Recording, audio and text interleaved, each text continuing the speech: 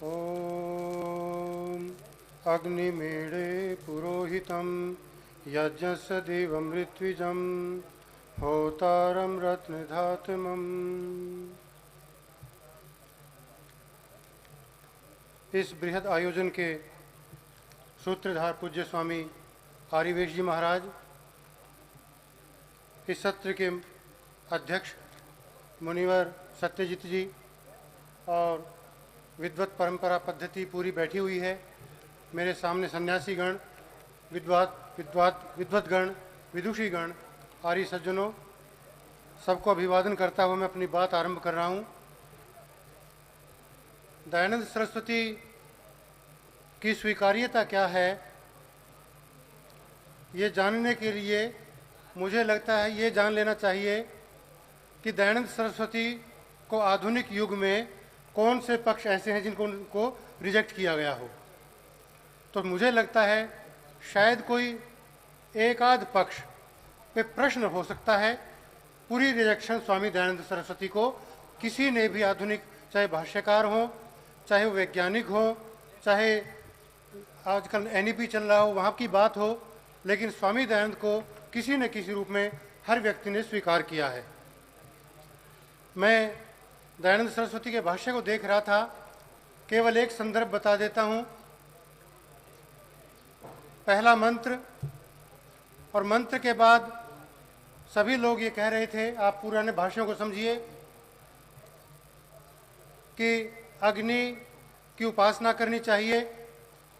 लेकिन उपासना शब्द का अर्थ जो दूसरे मंत्र में स्वामी जी ने अर्थ किया, वो उपासना का अर्थ किया, ऋषि का अर्थ किया अनुसंधान करने वाला अध्यापक। जितने अनुसंधान करने वाले अध्यापक हैं, अर्थात आचार्य हैं, अर्थात अनुसंधान करने वाले योगी हैं, उनको अग्नि ईड्य है, वे अग्नि का अनुसंधान करें। और अग्नि का अनुसंधान करने के बाद वो लिखते हैं कि अग्नि का अनुसंधान जब होगा तो उससे जितनी उपकारक विद्याएं हैं वो समाज में आए, ताकि सारे समाज का उद्धार हो। इसीलिए वो खाली पूजा पाठ का भाष्य नहीं है दयानंद सरस्वती का, वो वहाँ पर एकदम अनुसंधान पर आ जाते हैं और अनुसंधान के साथ पूरी मानवता के लिए उसके उपकार लेने की बात करते हैं। केवल एक संदर्भ और, ऋग्वेद में एक शब्द आया नील कृष्ण है, नील पृष्ठ है। संदर्भ मुझे भी याद नहीं कहाँ का है, ये ऋग्वेद का है। तो हम विचार करने लगे, ऋषि दयानंद नील पृष्ठ का अर्थ करते हैं सूर्य। तो विचार पैदा हुआ कि नील पृष्ठ का अर्थ सूर्य कैसे हो सकता है। हमारा कोई अनुसंधान कार्य चल रहा था एक विद्यार्थी का, तो हमने कहा भी ये तो आप कोई फिजिक्स वालों से या केमिस्ट्री वालों से, जो साइंस के विद्यार्थी हैं, उनसे पूछो। संयोगवश जो रिसर्च स्कॉलर थे हमारा, उनके एक मित्र मिल गया और उसने कहा जी ये नील पृष्ठ माने सूर्य क्यों होता है, ये नीला क्यों कहा कि जिसका पृष्ठ भाग नीला है। तो उसने कुछ संदर्भ दिए कि देखो जो जो सूर्य का नज़दीक के अध्ययन पास जाते जाएंगे, उसका अध्ययन करते जाएंगे, उसकी जो रेज है, उसकी रेज कुछ कुछ नीली हैं। अब ये बड़े आश्चर्य की बात थी। इतने अनुसंधान करने के बाद हमारे वैज्ञानिक ये कहते हैं कि उसकी रेज जो जो नज़दीक जाएंगे वो नीली हैं। ये दयानंद सरस्वती को कहाँ से पता लग गया, ये मैं आज तक नहीं सोच पाया। तो इसका मतलब क्या हुआ, ये योगी लोग जो होते हैं, ये पता नहीं किस समाधि में बैठते होंगे, किस ब्रह्मांड में बैठते होंगे, और उनको ये साक्षात्कार होता होगा। ये छोटे छोटे शब्द उन्होंने हमको दिए। इसलिए दयानंद सरस्वती को हमने विज्ञान का पहला स्रोत माना आधुनिक युग में। दूसरी बात, आजकल न्यू एजुकेशन पॉलिसी जो अध्यापक लोग हैं सारे जानते हैं, और कमाल की बात यह है 50 साल पहले तक देश के बड़े बड़े संस्कृत के स्कॉलर, वेदों के विद्वान, पौराणिक लोग यूँ मानते थे कि स्वामी दयानंद ने खाली वैसे बात कह दी, बाकी विज्ञान कुछ नहीं है, ये सब मानते थे। और आज कमाल ये है, जितने भी पूरे देश के अंदर वैदिक पत्रिकाएं हैं, उसमें जितने भी वेदों के अंदर विज्ञान को लेकर के जितने शोध पत्र छप रहे हैं, वो आर्य समाजियों से ज़्यादा पौराणिकों के छपरे हैं। मतलब जिस बात को रिजेक्ट करते थे, आज दयानंद सरस्वती का नाम नहीं लेते, लेकिन वो सारे मानते हैं कि ये विज्ञान है। दो उदाहरण मैं दे देता हूँ। मेरे यहाँ पंजाब विश्वविद्यालय के अंदर एक डिपार्टमेंट है साइंस का, और उन्होंने एक सिलेबस तैयार किया। और सिलेबस क्या तैयार किया? वो तैयार किया वैदिक साइंस, वैदिक विज्ञान। इसी तरह से अभी मैं पिछले दिनों एक मीटिंग में था, कहीं का सिलेबस हम बना रहे थे, और सिलेबस जानते हैं कहाँ का? आईआईटी नागपुर। और आईआईटी नागपुर में एक सिलेबस आया वैदिक विज्ञान के स्रोत। और वैदिक विज्ञान के स्रोत में हमने वो ब्राह्मण ग्रंथों को, कुछ संदर्भों को, और मैंने कहा इसमें सबसे पहले इस बात को कहने वाले दयानंद सरस्वती की ऋग्वेदादि भाषा का भूमिका को जरूर रखो।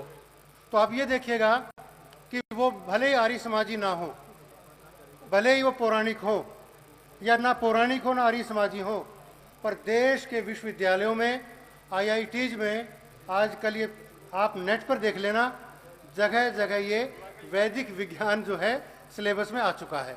तो ये दयानंद सरस्वती की दिग्विजय नहीं हुई तो क्या हुई? समान अधिकार की बात करें, आजकल जो दयानंद सरस्वती ने कहा था, उनके जमाने में जो मर्जी विरोध हुआ हो, लेकिन आज किसी भी परंपरा का व्यक्ति यूँ नहीं कह सकता कि महिलाओं को नहीं पढ़ाना चाहिए। कोई व्यक्ति ये नहीं कह सकता अमुक कास्ट के लोगों को नहीं पढ़ाना चाहिए। और एक बड़े कमाल की बात बताऊं, मेरे विभाग में एक पौराणिक विद्वान हैं, जीवित हैं, अभी रिटायर हो चुके हैं। वो अपने आप को बड़ा ज्योतिषी मानते हैं। बड़े लोगों की उन्होंने ज्योतिष दे करके लोगों की शादियां भी कराई, पता नहीं क्या क्या भविष्य भी बताए। लेकिन समय ऐसा होता है, अब उनकी बेटी युवा हुई तो उसके विवाह की प्रसंग चला, संयोगवश कहीं अच्छा रिश्ता नहीं मिला, और आपको आश्चर्य होगा, मुझे आके कहते हैं डॉक्टर साहब कोई बात नहीं, कोई नॉन ब्राह्मण ही लड़का हो, हमें कोई बता दो, हम इंटरकास्ट मैरिज करने के लिए भी तैयार हैं। और ये वो व्यक्ति हैं जो सारी उम्र दयानंद सरस्वती का विरोध करते रहे। तो इसलिए दयानंद सरस्वती की स्वीकार्यता पूरे लोक में है। वर्ण व्यवस्था भी चलो आजकल तो स्वीकृत हो चुकी है। धर्म की व्याख्या का केवल एक वाक्य मुझे जो सबसे ज़्यादा प्रभावित करता है दयानंद सरस्वती का, वो यजुर्वेद के अंदर लोग कुछ कहते रहे क्या धर्म होता है, क्या अधर्म होता है। मुझे एक छोटा सा वाक्य बड़ा अच्छा लगता है स्वामी जी का, और वो लिखते हैं न्यायाचरणम धर्म है, न्याय पर खड़े रहना यही धर्म होता है। तो जो लोग न्याय पर टिके रहेंगे, और न्याय किसे कहते हैं? सच और झूठ की परख। मुझे लगता है इस धर्म का विरोध किस संप्रदाय का कोई कर सकता है क्या? कोई व्यक्ति स्टेज से वो कह सकता है, चाहे मुसलमान हो, क्रिश्चियन हो, यहूदी हो, ईसाई हो, जो मर्जी हो, ये कोई नहीं कह सकता कि हमें न्याय पे नहीं रहना चाहिए। हर व्यक्ति कहता है न्याय का तो पालन करना चाहिए, और दयानंद सरस्वती ने संकेत दिया न्यायाचरणम धर्म है। यज्ञों को लेकर के अभी पिछले दिन भी मैं कहीं पर बात कर रहा था, आपके पास जितने मर्जी गृह सूत्र हैं, गृह सूत्रों के अंदर कहीं 12 संस्कार बताए गए, कहीं 42 संस्कार बताए गए, कहीं 32 संस्कार बताए गए। और गृह सूत्रों को पढ़ करके कोई व्यक्ति सामान्य हवन भी नहीं कर सकता। विधियां हैं, साइंस है उनमें, उसमें कोई विवाद नहीं, लेकिन उसको सरस शैली में जिस अंदाज में स्वामी दयानंद ने प्रकट किया। और आज एक बात देखिएगा, आप सोसाइटी में कहीं चले जाओ, आर्य समाजियों से बाहर चले जाओ, और ये पूछिएगा, दिल्ली के अंदर संस्कृत विश्वविद्यालय हैं, पौराणिक है सारे, वहाँ जाके एक बात पूछिएगा कि जी संस्कार कितने होते हैं? हर व्यक्ति ये कहते हैं संस्कार होते हैं 16। और आपको बता दें, दयानंद सरस्वती से पहले इन 16 संस्कारों की ऐसी स्थापना नहीं हुई थी। उससे पहले तो अपनी अपनी परंपरा के अनुसार कोई 12 मान रहा था, कोई 32 मान रहा था, कोई 40-42 मान रहा था। ये दयानंद सरस्वती का प्रभाव है। आप देश के किसी कोने में चले जाओ, विश्व में चले जाओ, और ये पूछ लें संस्कार कितने होते हैं, तो लोग कहते जी 16। ऋषि दयानंद ने कहा मैं 4 मंत्र भाग को ही वेद मानता हूं। ये बात आज सब लोग स्वीकार करने लगे, लिखने में स्वीकार नहीं करते और वैसे मानते हैं। एक उदाहरण देता हूं मैं। मेरा कहीं संवाद चल रहा था और मैंने कहा भी मंत्र भाग ही वेद हैं। एक व्यक्ति हमारे पौराणिक जगत के कहने लगे कि नहीं साहब, शतपथ ब्राह्मण भी वेद है, तेतीरी भी वेद है, फला भी वेद है, वे भी वेद है। जब सारा डिस्कशन हो गया तो मैंने बात घुमा करके यूँ कहा, देखो जी वैदिक साहित्य बड़ा विस्तृत है। अच्छा कोई बताएंगे पंडित जी वेद कितने हैं? कहते जी 4। तो मैंने कहा यही तो दयानंद सरस्वती कह रहे थे। मतलब घूम फिर करके लास्ट में मानते वही भी 4 वेद हैं। इसलिए ये दयानंद सरस्वती की दिग्विजय है। कुछ नमस्ते शब्द आप यदि जो पुराने लोग हैं, मेरे दादा जो की उम्र के जो लोग होंगे, हालांकि कम ही बच्चे होंगे इक्का दुक्का, पर वो बताया करते थे कि कुछ भी कहो, ये आर्य समाजी लोग सोसाइटी के अंदर नमस्ते करना तो सिखा गए। इससे पहले नमस्ते होती ही नहीं थी, बड़ा लंबा अंतराल पड़ गया था, नमस्ते का व्यवहार बंद हो गया था। तो ये दयानंद सरस्वती का प्रभाव है कि आज पौराणिक लोग भी, जैनी लोग भी, बुद्धिस्ट लोग भी, सब लोग नमस्ते का, नमस्कार का दोबारा उच्चारण सीख गए।